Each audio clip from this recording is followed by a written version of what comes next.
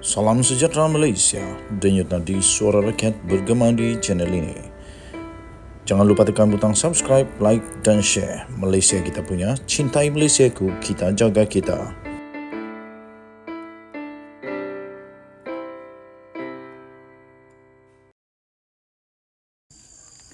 Berita terkini yang amat mengejutkan seluruh Malaysia dipetik daripada sabudinhusin.com.net bertajuk "Mujurlah masih ada Rafizi". Ketika ramai memilih untuk menyetujui dan mengampu Anwar Ibrahim dalam isu pelantikan anaknya, Nurul Izzah atau setidak-tidaknya hanya berdiam diri bagi menyelamatkan masa depan sendiri. Timbalan Presiden PKR pula iaitu Rafizi Ramli sebaliknya masih lagi boleh dipuji dalam hal ini. Beliau tetap tidak menyembunyikan suara dan pendiriannya yang kurang setuju dengan pelantikan Nurul Izzah sebagai penasihat kanan ekonomi dan kewangan kepada Perdana Menteri itu. Selain itu, Nurul Izzah turut menjadi bualan ramai kerana dilihat suatu pengamalan nepotisme ialah tindakan Speaker Parlimen Johari Abdul yang melantik anaknya sebagai pegawai khasnya. Kedua-dua, Anwar dan Johari, bagaimanapun tetap mempertahankan pelantikan anak mereka itu dengan alasan ia adalah pro bono, iaitu tidak dibayar gaji oleh kerajaan selain mempunyai kelayakan yang bersesuaian.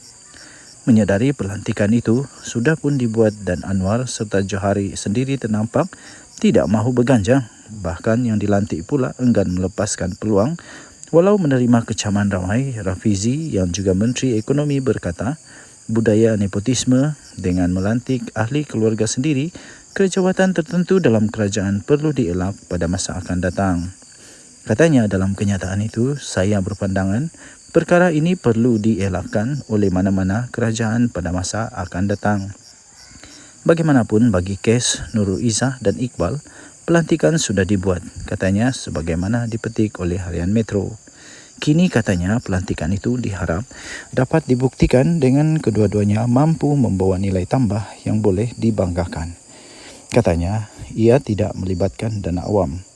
Apa yang kita harapkan sekarang ialah mereka perlu buktikan mereka akan membawa nilai tambah, tegas beliau.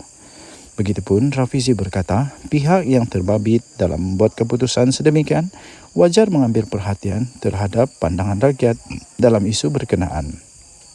Katanya di peringkat PKR, kita harap kita move on dan cabaran itu ada pada Nurul Izzah dan Iqbal untuk membuktikan mereka ada nilai tambah dalam keadaan mereka yang tidak mengambil sebarang wang rakyat. Katanya lagi, sudah pasti saya faham sentimen itu, katanya dipetik sebagai berkata, secara sedar atau sengaja enggan mengakuinya, kita seharusnya berbangga dengan pendirian Rafizi dalam hal ini. Pendiriannya yang tidak terburai untuk bersetuju dan mengampu Perdana Menteri seperti mana kegemaran yang lain adalah ibarat permata yang mampu menyelamatkan PKR dan PH pada masa depan di ketika rakyat di luar secara majoritinya menolak pelantikan nepotisme berkenaan. Cuba kita bayangkan jika ketika ini timbalan Presiden PKR pun turut sama menyokong dan mengampu Anwar selaku Perdana Menteri dalam pelantikan Nurul Izzah itu. Atau jika ketika ini bukan Rafizi yang memegang jawatan timbalan Presiden PKR, siapakah lagi yang boleh diharapkan untuk bersuara mewakili pendirian majoriti rakyat? Hakikatnya, mujurlah masih ada Rafizi yang tetap sama jiwa dan pendirian seperti sebelum ini. Jika tidak, disebabkan ramai yang ternampak mula terseronok dengan kemilaunya kuasa sekarang ini, malah tidak lagi menyebut perkataan reformasi sebagaimana dulu-dulu. Entahlah masih ada atau tidak masa depan PKR dan PH pada PRU 16 nanti jika berterusan begini. Semoganya dengan suara Rafizi ini, dua nepotisme itu adalah yang terakhir berlaku dalam kerajaan perpaduan berjenama Madani ini. Sekali lagi, mujurlah masih ada Rafizi. Denyut nadi suara rakyat bergema di channel ini. Jangan lupa untuk tekan butang subscribe, like dan share. Kita jumpa lagi. Bye-bye. Salam sejahtera Malaysia, denyut nadi suara rakyat bergema di channel ini. Sekali lagi sebelum kita mulakan, saya ingin ucapkan terima kasih kepada semua yang sudah tekan butang subscribe, like dan share. Terima kasih juga yang sudah join member. Sekali lagi untuk penghantaran seterusnya kita ingin memanggil Encik Hisham Spiderman. Hisham Spiderman yang kita pilih pada minggu ini untuk penghantaran baju t-shirt yang cantik ini. Anda boleh lihat t-shirt official The Twin TV. Jadi untuk Encik Hisham Spiderman, sila hubungi The Twin TV di Telegram official The Twin TV. Anda boleh cari The Twin TV di Telegram dan kita akan PM, DM ke apa-apa kan untuk hantar baju ini kepada anda. Terima kasih. Bagi yang belum tekan butang subscribe, sila tekan butang subscribe.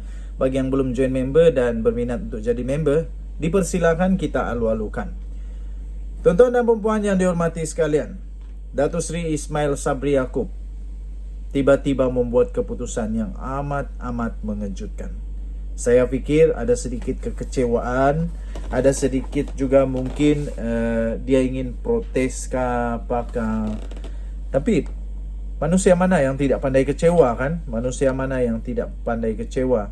Semua manusia ada hati, perasaan, boleh kecewa, boleh merajuk dan sebagainya. Yang mengejutkan ialah tiba-tiba Datuk Seri Ismail Sabri Yaakob kata bersedia untuk meninggalkan arena politik arus perdana. Adakah ini dia bermaksud untuk dia bersara daripada politik? Adakah dia keluar daripada politik? Adakah dia pula akan keluar meninggalkan UMNO? Sebab kalau menurut tajuk daripada bharian.com.my ini, kalau dia bersedia meninggalkan arena politik arus perdana, maksudnya dia bersedia untuk meninggalkan UMNO dan Barisan Nasional. Datuk Seri Ismail Sabri Yaakob mengumumkan beliau sedia untuk berundur daripada arena politik arus perdana dengan perancangan awal untuk berehat sebelum ini, yang sepatutnya selepas berakhir panggal pilihan raya umum ke-14 yang lalu. Perancangan awal itu bagaimanapun tersasar selepas beliau dilantik menjadi Perdana Menteri ke-9 pada 20 Ogos 2021 bagi menggantikan Tan Sri Muhyiddin Mat Yassin susulan pergolakan dalam pentadbiran kerajaan pada ketika itu. Katanya dalam pengumuman itu, saya ada merancang, jika menang dalam PRU 14, saya akan terus menjadi menteri. Selepas itu berhenti dan jadi senator. Tamat perkhidmatan senator, saya akan terus berhenti, bersara daripada politik sepenuhnya, katanya dalam wawancara khas bersama BH. Dengan masalah dalaman UMNO susulan prestasi buruk dalam PRU 15 yang lalu, ahli Parlimen Berai itu dilihat seperti tidak lagi sehaluan dengan kepimpinan tertinggi parti, berkata PRU pada 19 November lalu adalah yang terakhir yang disertainya. Katanya sebenarnya saya merancang untuk berehat selepas PRU 14, namun ditakdirkan jadi Perdana Menteri. Kata Naib Presiden UMNO itu yang dilantik ke jawatan tertinggi berkenaan selepas hanya 42 hari menjadi timbalan Perdana Menteri. Mengulas perkembangan dalam UMNO, Ismail Sabri mengakui parti makin hilang sokongan berikutan kekalahan pada 2 PRU berturut-turut. Tindakan membuang satu pasukan untuk mengekalkan satu lagi pasukan hanya menimbulkan pergolakan yang akhirnya semakin kurang penyokong, katanya. Ini yang saya bimbangkan mengenai masa depan UMNO, kata Datuk Seri Ismail Sabri Yaakob. Tambahnya lagi ahli baru yang hendak masuk untuk sertai UMNO pun kurang. Yang ada pula keluar. Mungkin keadaan sekarang dikatakan aman kerana tiada lagi kaki melawan, tetapi sokongan semakin hilang, katanya. Beliau merujuk kepada keputusan Majlis Kerja Tertinggi MKT UMNO yang memecat beberapa pemimpinnya selepas PRU 15 kerana dikatakan telah melanggar peraturan dan keputusan parti, manakala beberapa yang lain pula turut digantung keahlian. Sebelum PRU 15, antara nama-nama besar yang dipecat adalah Tan Sri Anwar Musa dan Datuk Seri Syahidan Kasim, disusuli oleh pemecatan terbaru membabitkan Khairi Jamaluddin dan Tan Sri Noor Omar pada 27 Januari yang lalu. Bekas Naib Presiden UMNO Datuk Seri Isamuddin Hussein dan Naib Ketua Pemuda pula Syaril Sufian Hamdan pula antara yang digantung keahlian selama 6 tahun. Khairi dan Noor Omar pula antara yang lantang mengkritik kepimpinan presidennya, iaitu Datuk Seri Dr. Ahmad Zahid Hamidi, dan keputusan Perhimpunan Agung UMNO PAU 2022 pertengahan Januari lalu yang meluluskan usul tiada pertandingan 2 jawatan tertinggi parti. Denyut nadi suara rakyat bergema di channel ini. Bye-bye.